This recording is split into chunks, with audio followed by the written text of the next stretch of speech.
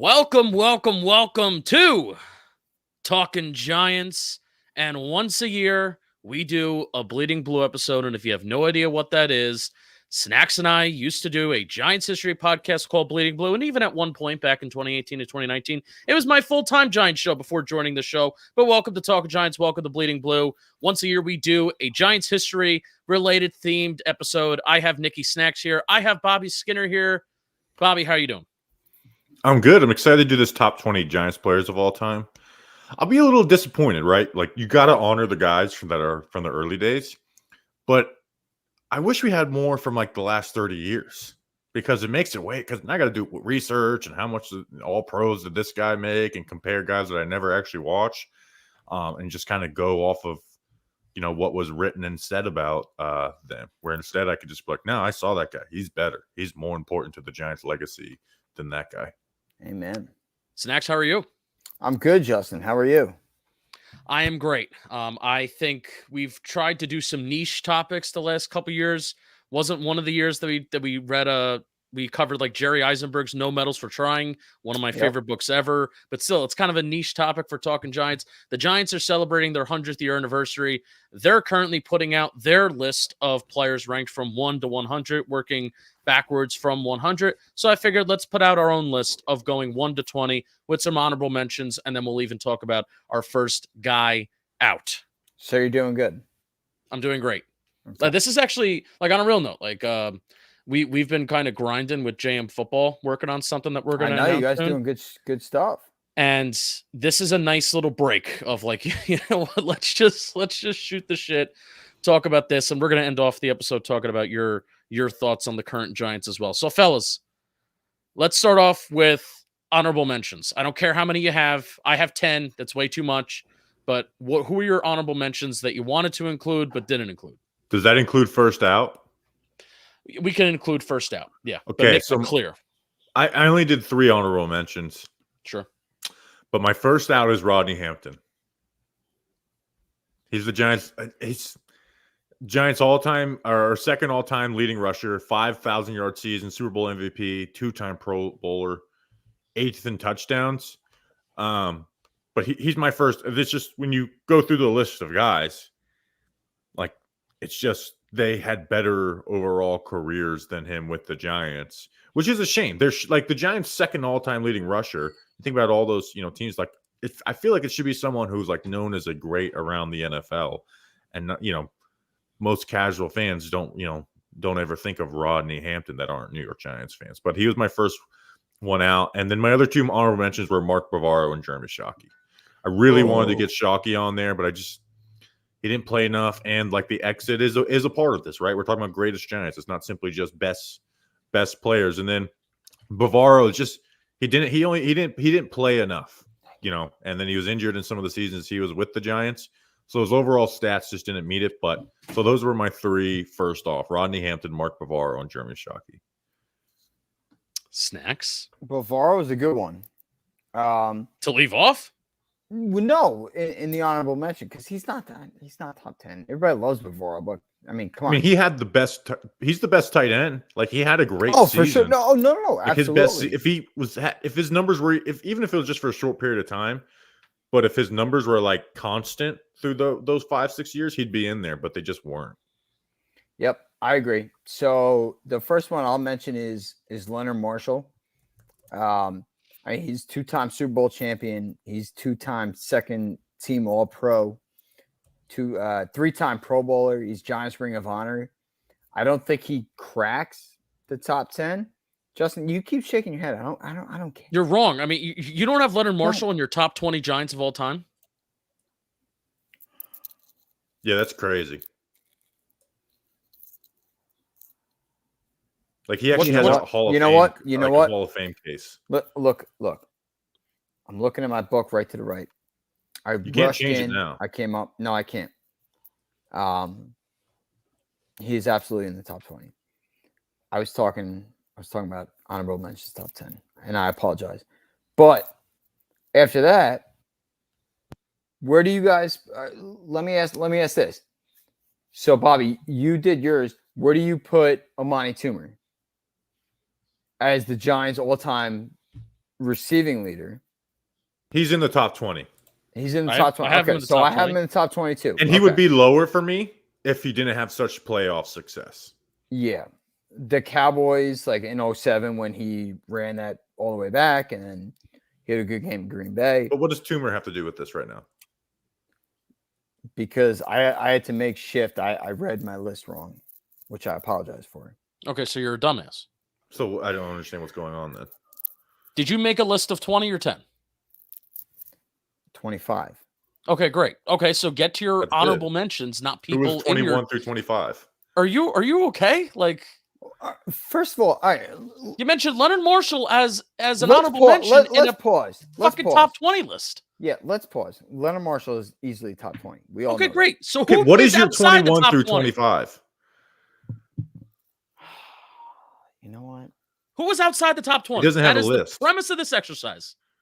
Oh, I don't have a list. You want me to send it to you, dumbass?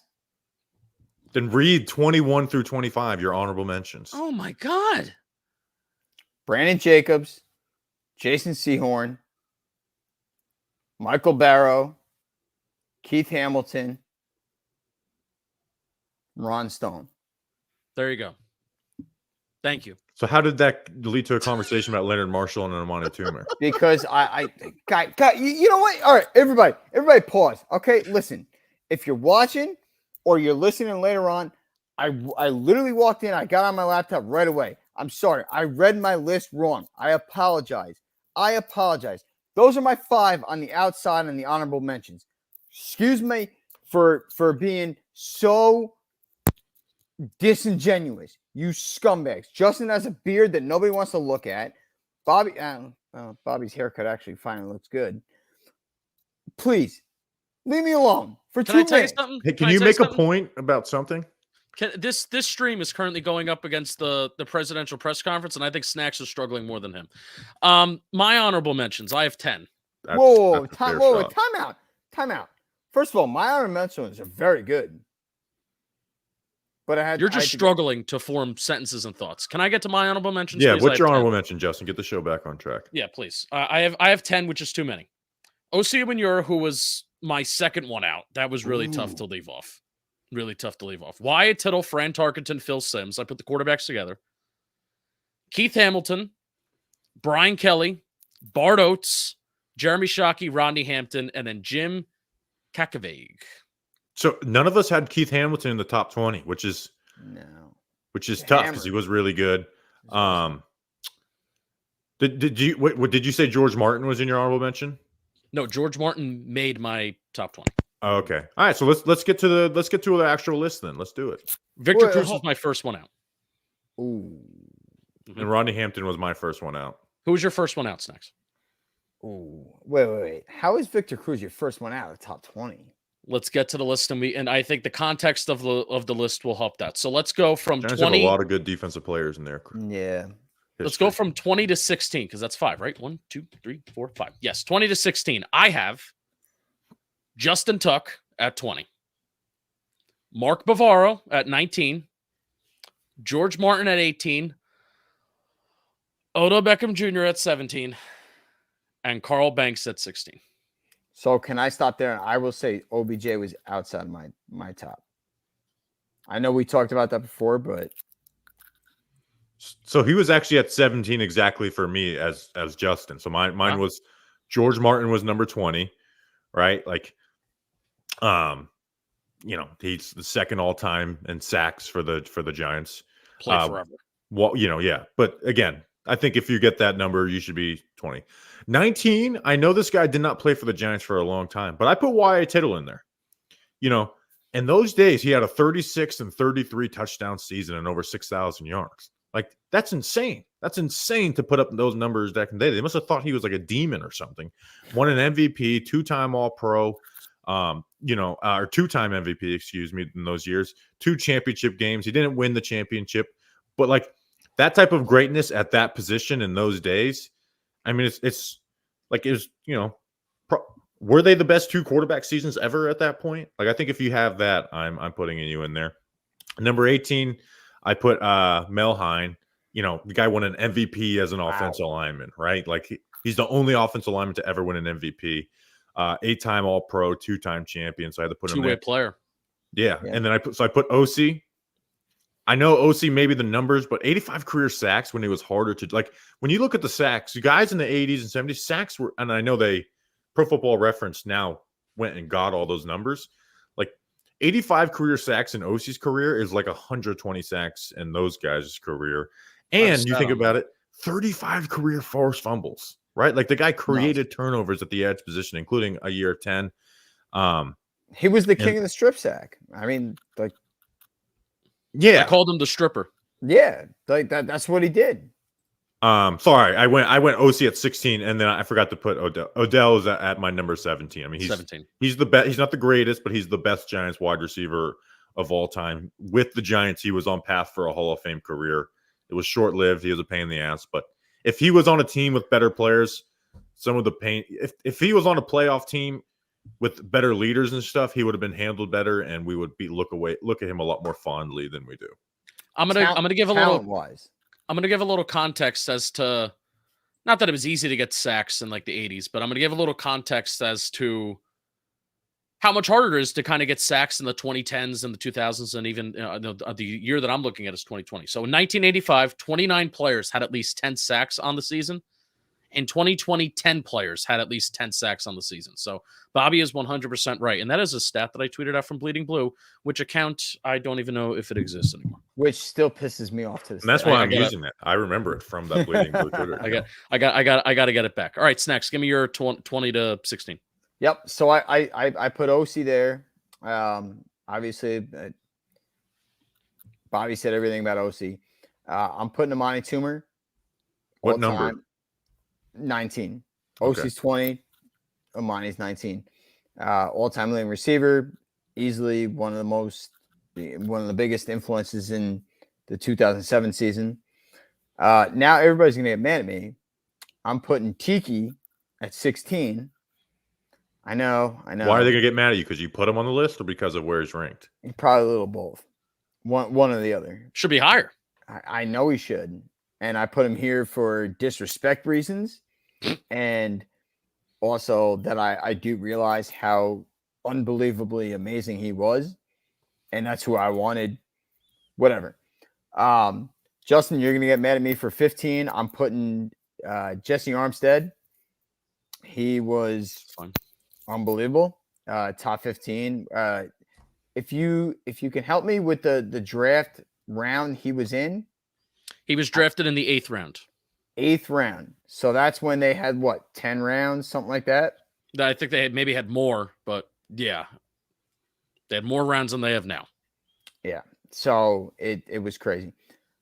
I am probably, again, maybe this is biased, but importance-wise and big plays in 2001. Jason Sehorn, he's up there. I'm sorry. Oh, he was.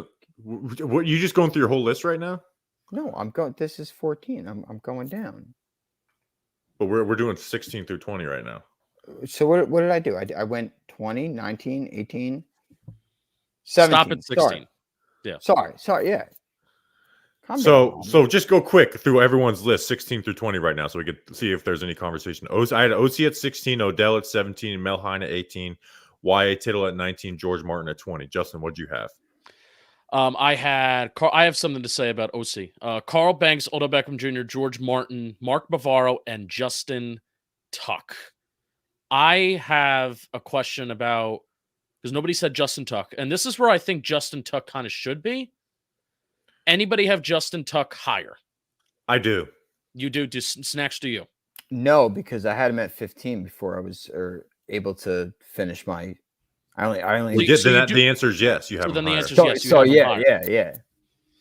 All right. I debated for a while. Like I originally, OC was my 22nd, so he was my second guy out. And before this week, I had OC Umenyiora in my top 20, and I flipped Tuck and OC because I just think Tuck is a more complete player. And in my head, Tuck has more postseason sacks, but that's actually not true. They both have 5.5, but Tuck has more postseason moments. But OC was a more favorite player of mine from my childhood, but I think Tuck was the better all-around player. Yeah, I mean, Tuck was just a much better run defender. He's second all-time on the Giants in tackles for loss, which I was honestly surprised that he was there in that. 9th in sacks, right? And then 4 sacks and 4 tackles for a loss in the Super Bowl. I mean, he has an argument to be a 2-time Super Bowl MVP, even though I'm giving that nod to Eli Manning 9 times out of 10, I'll say.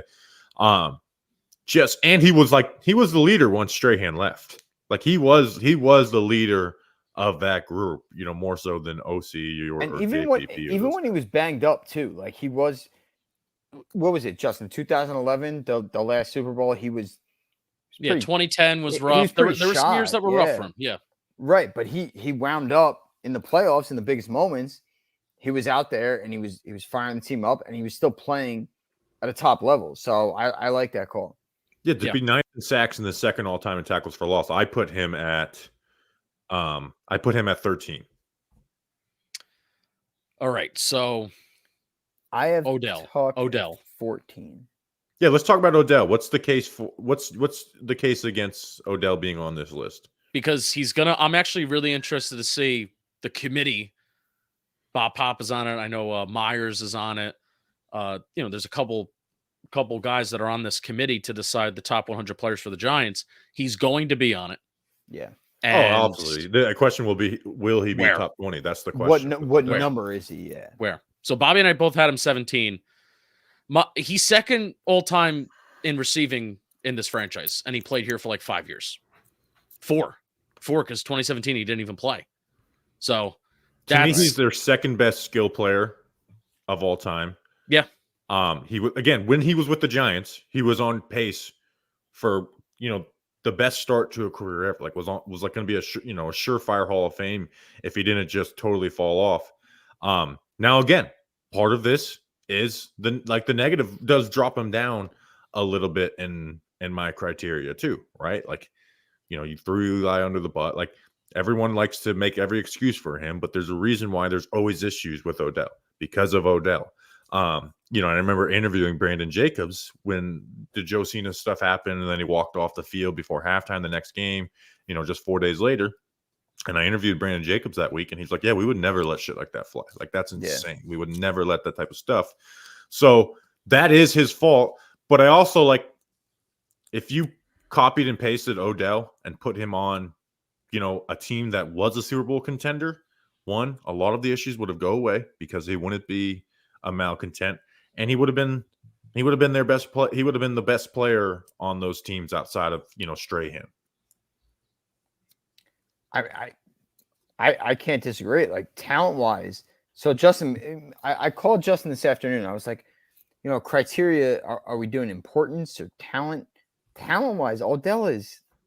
It's not talent; it's just greatest. No, exactly, and that's why people get Super Bowl bump, but I don't think they. I don't think people do get Super Bowl bumps, but I don't. Like I saw people arguing Hakeem Nicks for Saquon because Saquon was like 2 spots ahead of him, and I think there's a real argument between the two. But the idea that Hakeem Nicks, look what he did in the Super Bowl. Saquon never contributed to anything. Well, it's like okay, but if you put Saquon on that team, he would have contributed to winning. 100%. Like he would be a fan favorite if you put him on that team. He was in a Giants period that was in a dark stage, and talent alone, he has to be on this list. You have to talk about him. Like there's no disputing that. Importance, and I guess like if Shockey's an honorable mention, Odell has to be on. Has to be, yes, I agree, 100%. Yep. Just move.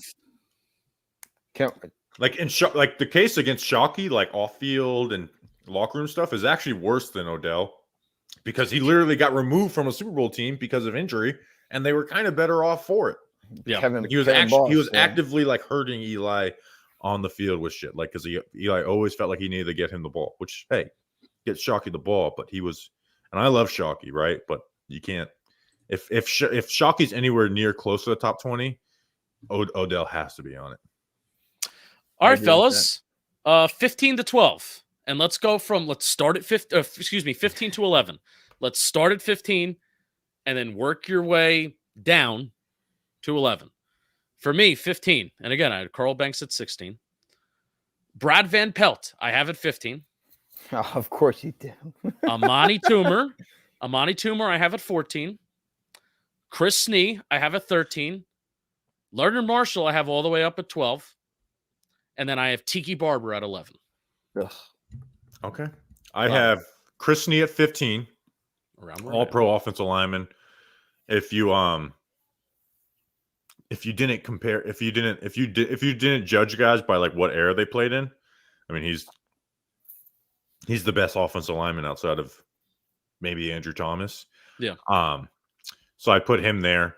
As all pro player. 14, I put Carl Banks. I mean, the guy I think he's the only all-decade player from the 80s to not be in the Hall of Fame. I'm not 100% sure on that, but he's an all-decade player.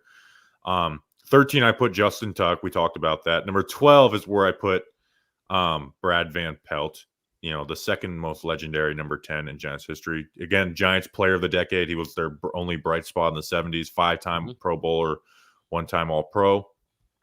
And then I had Amani Toomer at 11. Wow.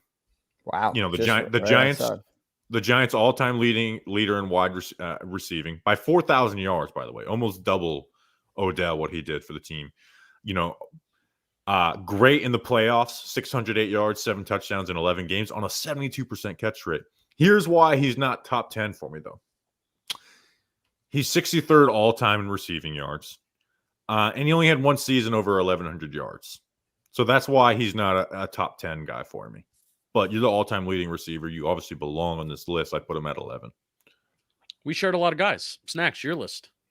So we're starting at 15, correct? And then we're going to stop at 11.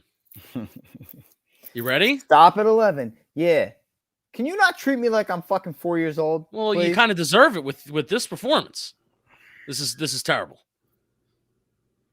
I rushed in. I got on. I'm sorry.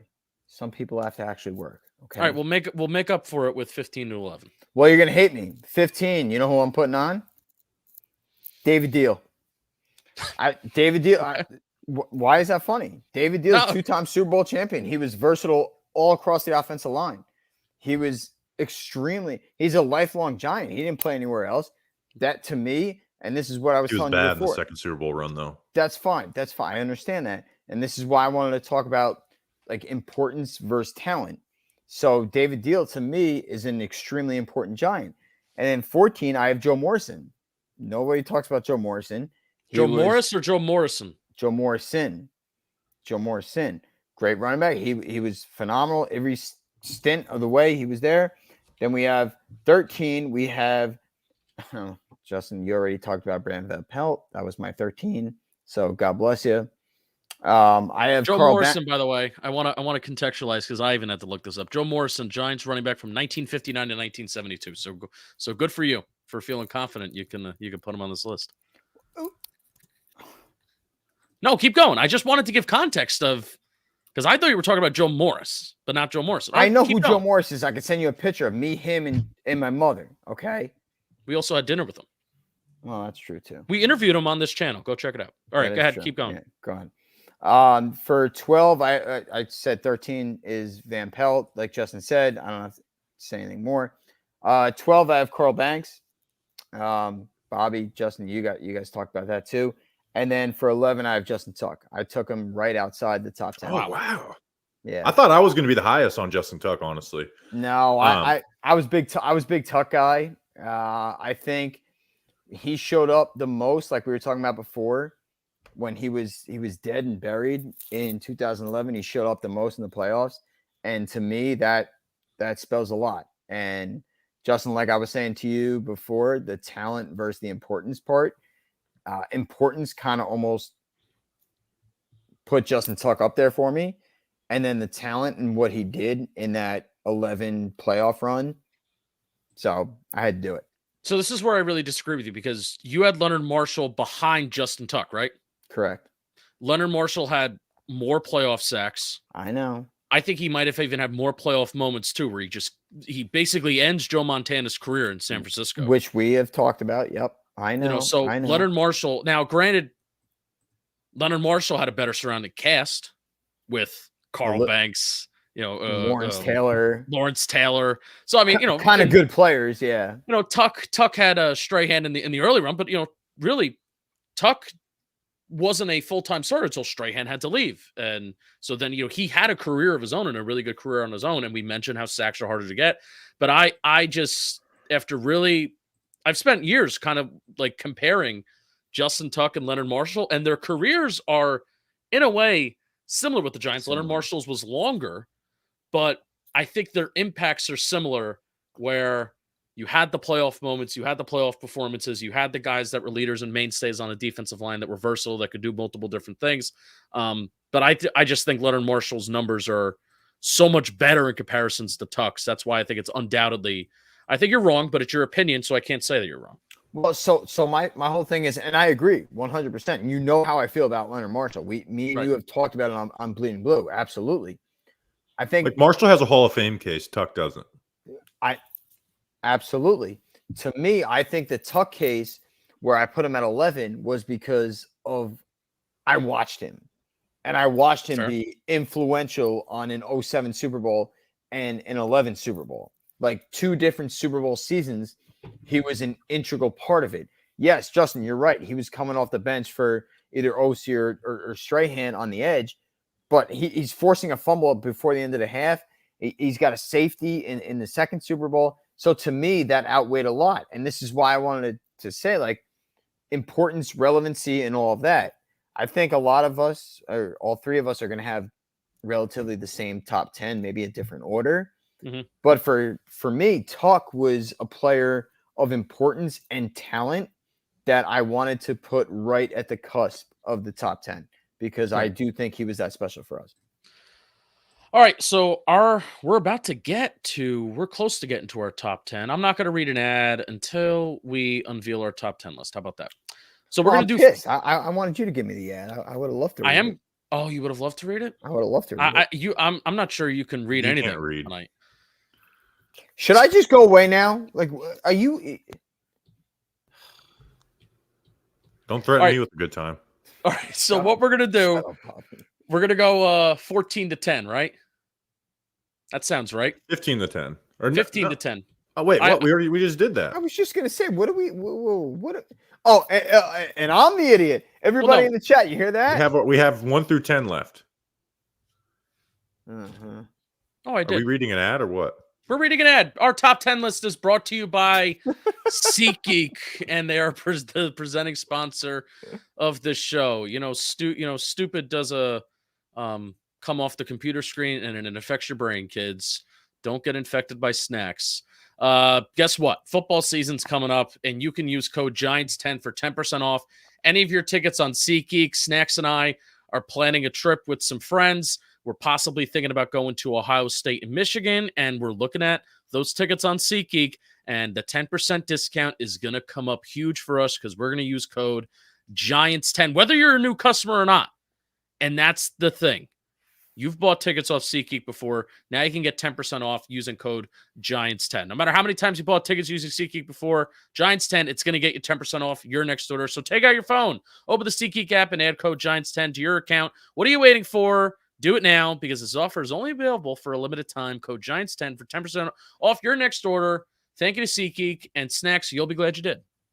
Fuck you. Now we have our 6 through 10. No. What do you mean no? No, we need to go 10-6. Oh, that's right. Okay, that's the thing. All right, Justin, go ahead. What do you got? 10-6. Because now I called you before, and I'm really curious what your order is. All right, number 10. Bobby was right, by the way. I don't know why I needed to correct him. Number 10, I have Jesse Armstead. Number 9, I have Sam Huff. Hall of Famers coming up. Number 8, I have Harry Carson. Number 7, I have Rosie Brown. And number 6, I have Mel Hine. To put a little note on Mel Hine, no, we didn't watch him, but I watched an NFL Top 100 clip. He was like 91 all-time on the Top 100 players when they did that a while ago. Apparently, Mel Hine and the way that he was able to be a lead blocker, like, changed the game of football. It changed the way that guys like Vince Lombardi started calling plays in the 60s. Mel Hine kind of played before that in the 30s and the 40s. Changed the way the game of football was played, and also as a two-way player, he was an intense, wild, crazy dude. So I have Mel Hine at 6. So again, Jesse Armstead 10, Sam Huff 9, Harry Carson 8, Rosie Brown 7, and Mel Hine 6. Bobby. Okay, so my number 10 Leonard Marshall. We talked about him before. I don't think he's a Hall of Famer, but he does have a Hall of Fame case. Number 9, I had Rosie Brown, right? This guy made the NFL, 75th anniversary All-Team, the 100th anniversary All-Team, 9-time Pro Bowler, 9-time All-Pro champion, all decades team in the 50s. Like, I'm not doubting that Rosie Brown could play offensive line right now. Like, I think he might be able to start over Evan Neal. Harry Carson at number 8, obviously, Hall of Famer. I think he's one of 2 players who should have who haven't had their Giants number retired that should. 9-time Pro Bowler, 4-time All-Pro, Hall of Famer. Number 7, Frank Gifford. A little low. A little low, but I'm trying to pull up my notes on him. It's like the greatest. He had 1 season as a scrimmage leader in the NFL.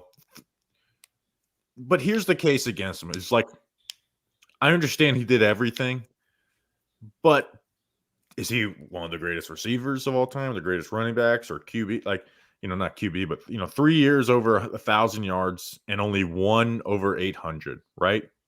So in a time when you ran the ball, but he did have 111 touchdowns, right? So that's big, an MVP and 2 career interceptions. So he's a do-it-all type of guy.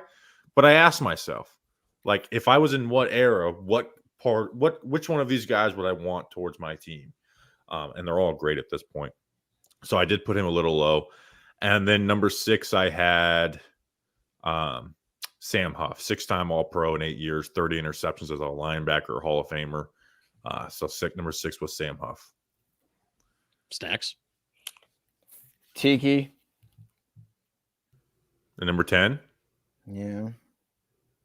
We're going to wait to talk about Tiki. I know. I don't want to talk about it, but I mean, let's be honest. The guy was unbelievable. Tiki. Then I got Sam Huff. So I'm glad I'm going last because Bobby pretty much said everything for me. Sam Huff. Then I got Harry Carson at 7. And then Justin, I have Rosie Brown at 6. Okay, so let me ask everybody this. Everybody's top 9 are Hall of Fame players, correct? No, one of mine isn't. Well, I have one, yeah. But I'm going to make a case of why it's insane that he's not. Okay, so basically, that's not a Hall of Famer yet, but he's going to be that's what I was going to say, yeah. But there's one other guy who I'm going to make a case of, like, it's how it's insane he's not a Hall of Famer. And then, Justin, your 10th is Jesse Armstead, who's not in, right? Yeah, so I'm making the argument that Jesse Armstead is the greatest non-Hall of Fame player in Giants history. That's the argument I'm making. Which I don't know. What about Tiki, though? What about saying Tiki? That I have Tiki 11th. So, yeah, right there. I wouldn't say I cannot believe I'm that's what I'm saying with the list. And I don't know how I feel. I got you. Yeah, I got you. All right, that's fair. That's fair. Okay. Sorry. And we all have Sam Huff. Harry Carson's all here, I think, for us. Rosie Brown's all here for us. I had Melvin higher. All right, let's talk about Tiki. Yeah. Well, that's a good discussion. Let's wait to talk about Tiki. You want to get through the list and then talk after? Okay. All right. I know where Bobby. My 5 through 1. Oh, here we go. Emlyn Tennell at number 5. Emlyn Tennell's number should be retired. I don't know why they haven't done it. He has an obscure number, so it's a perfect reason to retire. Yeah, it's number 45. Nobody wants that number. Retire it. like a fullback wears 45. We don't believe in fullbacks anymore, apparently, Brian Dable. First African-American player for the Giants. Believe he was also a veteran. He was a coach. Wasn't very good as a coach, but dude, he was an interception machine, a touchdown machine, pick 6 machine, made history, one of the best defensive, changed the game the way that he played defensive back. Second most interceptions of all time. All time. Crazy. Yeah. So, we're not just talking about Giants history here. This is a guy whose number I don't know why his number's not retired. It actually kind of makes me mad a couple times a year. Number 4, it's not? No, it's not. No. It's bullshit. Wow. It's bullshit. That's crazy. Number 4, I have Frank Gifford, Hall of Famer, one of the greatest players ever. Jeez, man. Number 3, I have Eli Manning. You're gonna have the same. Number 2, I have Michael Strahan. Number 1, I have Lawrence Taylor. Hey, Bobby, can I just go next? Yeah, go next. It's literally my order. The exact same order? I swear on my mother. It's Okay, so Emily- people are going to debate the top 3. We all have the same top 3. It's the top 3, yeah. Just I have depending Lawrence on the Taylor. order. Lawrence Taylor's the greatest defensive player of all time. No, Any argument there's for an like hold on, and I'm sorry to interrupt you. There's any an argument he's for the Eli greatest Manning is football- wrong. He's by the the way. greatest football player of all time. There's an Yeah. argument for it. Yeah. Like Eli Manning, it's saying honestly, like I know people love Eli, and not people. I love Eli. He is my football hero. He was the quarterback of my childhood. You know, I was at his last game. Any argument for him over Lawrence Taylor is just 100% wrong. You can make an argument against Strahan, but any argument over Lawrence Taylor is wrong. He's like you said, he might be the greatest football player of all time. I have Strahan too. I give him the edge over Eli, right? You know, all-time, single season sack leader, first ballot Hall of Famer. Like I have him over there. Eli, I think should be a first ballot Hall of Famer, but it is a debate. But 2 Super Bowl champions, beat the Patriots twice, took down an undefeated team, was the whole he got carried. That people say is so stupid. He was amazing in the playoffs. He was amazing. He was perfect. He had 1 interception in those Super Bowl runs. Remember what it was? It was the first drive of Super Bowl 42. Getting ready, longest drive, one of the longest drive to not end it to a score in NFL history because it popped off of Steve Smith's hands, but he made up for it later in the game. So should be a first ball Hall of Famer. And my number 4 and my number 5, Emlyn Tunnell is my number 4, second time, all time in NFL positions. Number 5 is Tiki Barber. It's a shame that he's not in the Hall of Fame. Wow, he's the Giants' all-time leading rusher, right? By a wide margin, and in scrimmage yards. He's 10th in running back scrimmage yards all time, 15th all time.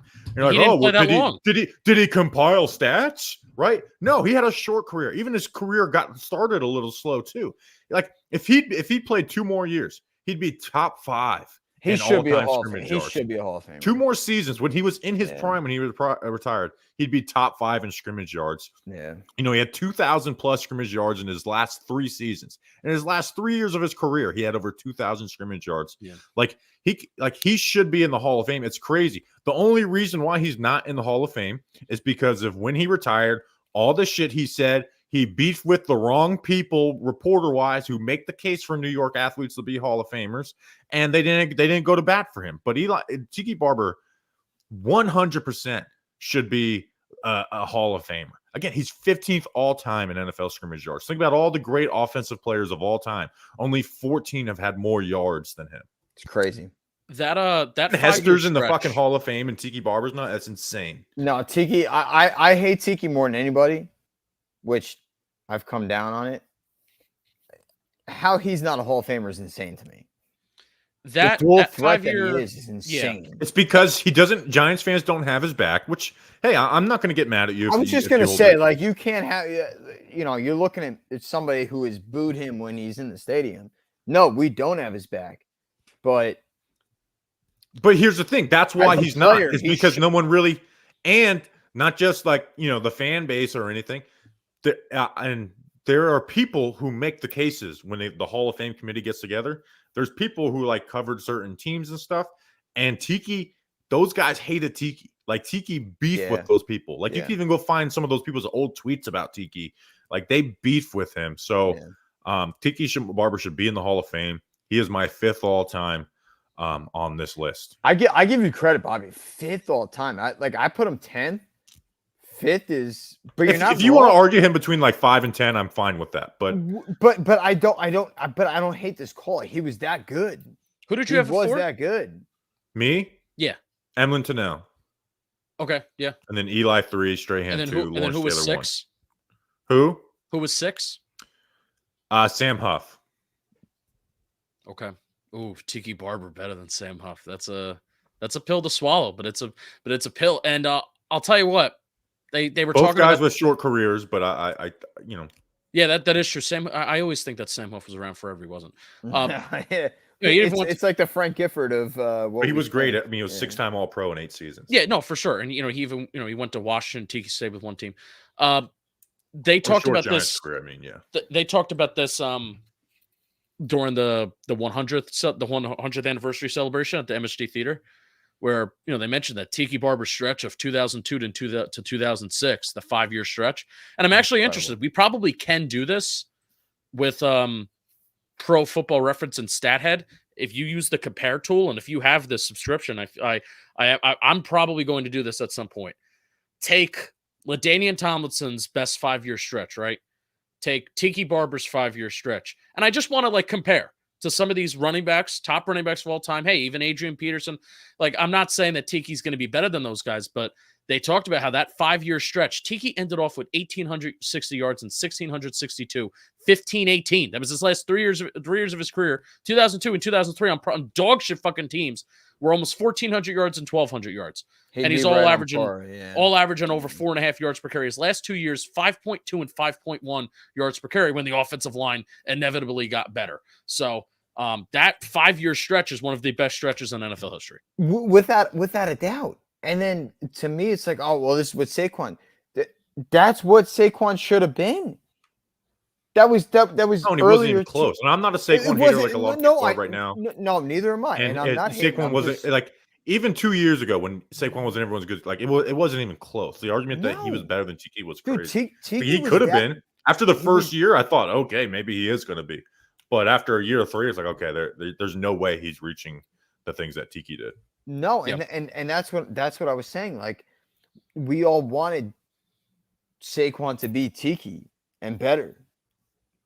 Now, my miserable ass can see it. Tiki was that damn good. And Tiki has done a lot of work since he started with the afternoon drive on WFAN. He's done a lot of repair. He's done a lot of work. Even with some of those reporters and stuff too. Yeah. I view him differently now than I did 2 years ago. I really do. And he's owned what he kind of did. He's like, yeah, I was wrong. And it was kind of like a dick. I'm in media. I'm trying to do what I got to do. And he's like, I owned, and he even said one of his first days, I quit on the team. Yeah. Okay. Justin, who hates Tiki Barber more than I did?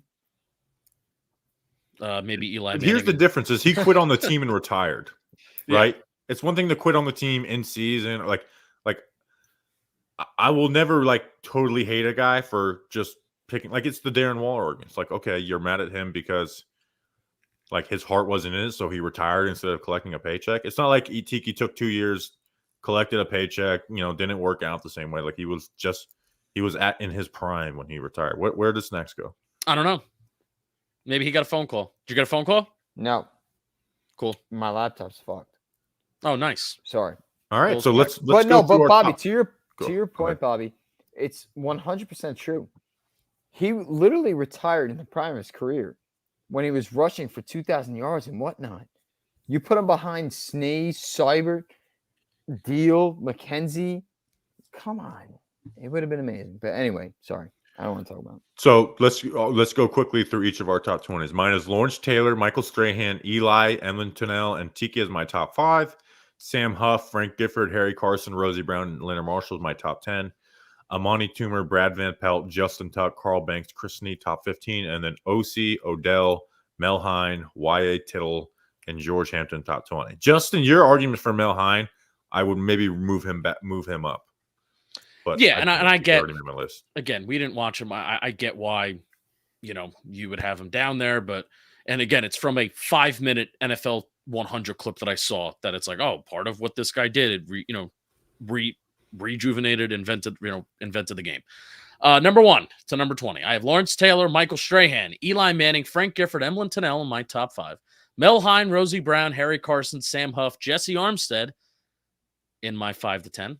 Tiki Barber, Leonard Marshall, Chris Snee, Amani Toomer, and Brad Van Pelt, 11 to 15. Carl Banks, Odell Beckham Jr., George Martin, Mark Bavaro, and Justin Tuck to round out my list.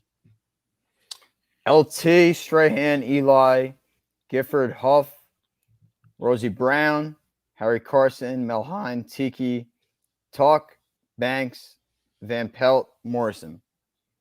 Bang.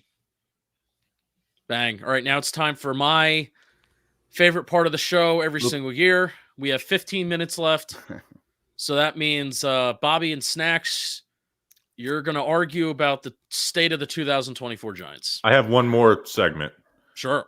I have a Daniel Jones guy. Oh, boy. who just sends me Daniel Jones pictures and stuff. He's not. By the way, everybody, he's not in the top 25. So Really?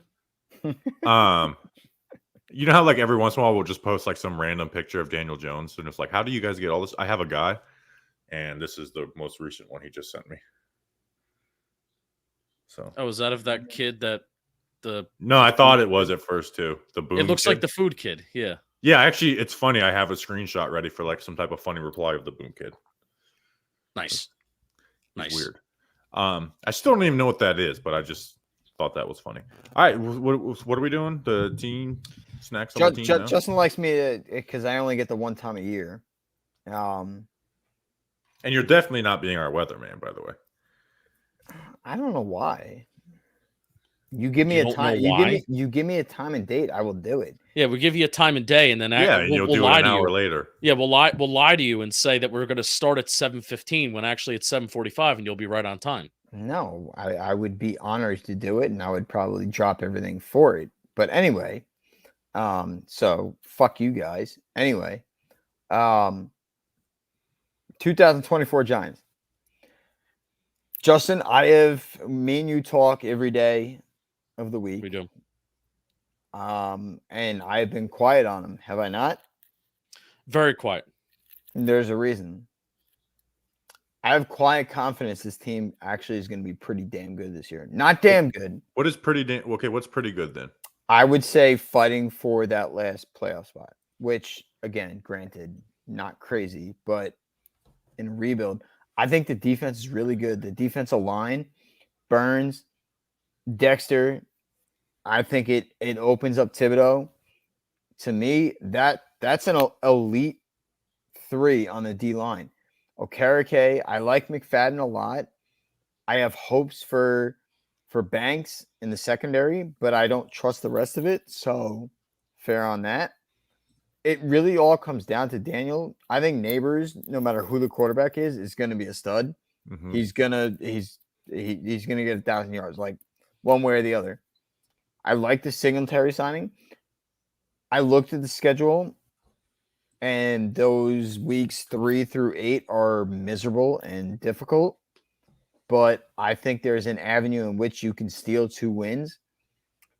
I hate saying me, of all people, I think the Giants are a little bit slept on. I do.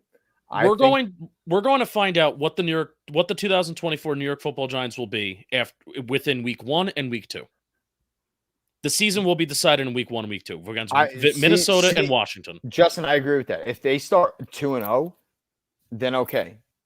Like they have to win those 2 games. They have to. They have to come out 1-1. If they come out 0-2, it's over. Bare minimum 1-1. Yeah. To Bobby's point, bare minimum. They gotta go 2-0. So I agree. It's funny. We're gonna put this on Talking Giants next week, but we interviewed Nate Tice for Football Today, and we ended up talking about Giants towards the end. And he's like, I'm really excited for Shane Bowen, and like he thinks Shane Bowen like is going to be a really good defensive coordinator, which is like, oh, you're getting us hype. He's like, I think Deontay Banks is going to be a star. So he got me a little hype.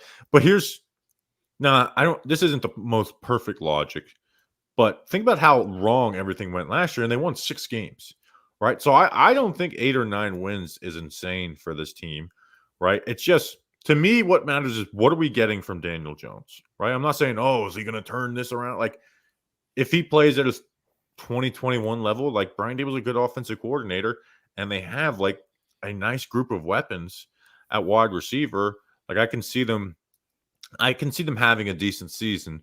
But even if they do, it'd be overachieving, right? Like it's not me like, oh, this team is people are slept on. I just think that this team with Brian Daboll as the coach can get I think they overachieved last year when you think about all the injuries and shit that happened, and getting down to Tommy DeVito at quarterback. Like 6 wins was an overachievement for that team last year with everything that happened injury wise, and then obviously the first year was overachievement. So that's as I think the coaching staff will get them to overachieve. The health and DJ decides if overachieving is 8 or 9 wins or if it's 6 or 7 wins again. But because Bobby, they're 3-4 injuries away from disaster again. Disaster, yeah, because they're very top heavy with Star. But they should have won more games than 6. Buffalo. I don't like playing that game because then you can say they should have won 6 the year before. I get it. Absolutely, because the one score possession games last year, 2 years ago. I get it. But I don't think they were too far off. And to me, the fact that they're winning with a guy that should literally be cutting chicken cutlets in a deli, they're winning with that. The coaching staff, to me, on the offensive side at least, is elite. And I think bringing in Neighbors and maybe a motivated Daniel, I hope, a revamped offensive line, I hope. I do think this team is a lot better than what the market says, 6.5 wins. I think they're better. I really do. And Justin will be the first to tell you, I am the least optimistic about this team at all times. But I genuinely feel that they can be better than what the market says, than what people say. They have talent. They do. That defensive line and that front seven alone is going to win games. To me, they're that good. They should have talent. That's the thing where they should. You're right. Yeah, they should. Cordell Flott's a 3rd-round pick. Like, let's go. We're a 3rd-round pick in year 3, and you were drafted as a young guy, so you're at this ripe age. Like, hey, let's go. Let's rock and roll. Deontay Banks. It's the secondary and it's the O-line that are the two biggest worries. And you have guys that you've put investments in, JMS. I'm not even going to mention Evan Neal because I just think he's done. But still, he's part of this. He is part of this. And you have investments, and this is finally the year where, Joe Schoen has had a couple draft classes now, and even this year's draft class, where the expectation is some of these guys that Joe Schoen has brought in outside of the free agents like Bobby Okereke, some of these guys, they need to not just become good. Some of them need to become good, number one, but then some of them need to become great. Okereke is a star. Like he is one of the better. Right. I'm not talking about free agents and trades and stuff like that, because we know that Shane has a decent grasp of that kind of process. It is simply the drafting side of it. What has been my biggest complaint the whole time? Right. Joe Shane. We're lockstep in there. When he signed on, I looked at Buffalo's draft. I'm like, well, he's the assistant GM and he's looking at these drafts and they're all fucking terrible. Well, we haven't really had that much success here either. And it's year 3. I get it. Like, I'm not judging this year's rookie class. But Justin, to your point, the Thibodeau class, they need to be players. Like, Wandale needs to be a player. Thibodeau needs to be a player. These are high-end picks. High-end picks. Yeah. You have people in the building. You have people. Oh, I shouldn't say what I'm about to say. It was no. Go ahead, say it. I can't. Go ahead, say it. I can't. I'll call you later. What are you talking about? I was gonna say something about Josh Azudu, but then I remember that was told to us in confidence. Well, I can't. Well, you can say it. We're not telling you who told us. Josh Azudu. Some people in the building view that just shouldn't have been a 3rd-round pick and had like a day 3 grade on him. Wait, so you didn't want to say that when literally everybody watching? I thought it'd be something like that. People would tweet out right now could have told you he shouldn't be a 3rd. Well, no, that was told to us in confidence by somebody, and I didn't want to just say it. Oh, well, we said it. That guy, he sucks. He sucks. And I don't like running Bobby. I watch Bobby's. That's why I'm more skeptical, because you're talking about that guy. That guy, they might throw him out at left tackle if Andrew Thomas gets injured in the first game of the season. So then excuse my language. Sorry, John Boy talking Giants. Then we're fucked. That's my point. Fucked. Is like you're counting on too many things going right for this team to win 9 games. You're literally counting on everything to go right. Everything. Yeah. So, all right, that's Justin. Why don't you end us out? God damn it! This fucking team makes me sick. Well, no, you're optimistic though. No, I am. But now that I think about it, I think win week 1. Please don't lose to the Minnesota. Please don't lose to the Vikings. Let's start off right, please. No, that Brian Flores defense is going to be, they Brian Flores. That guy sucks. They force you to play left-handed, so that'll be a fascinating test for that offensive line. It'll be a fascinating test for our New York Giants. And guess what? Nicky Snacks and I we'll be there. We'll be tailgating. We have a lot of fun stuff planned for tailgates yet. I don't want to just say who's going to be on board, but there's going to be a lot of people that are going to be on board. What are you doing? You're pulling down your pants, and we're going to end the show. Thank you for watching. Goodbye.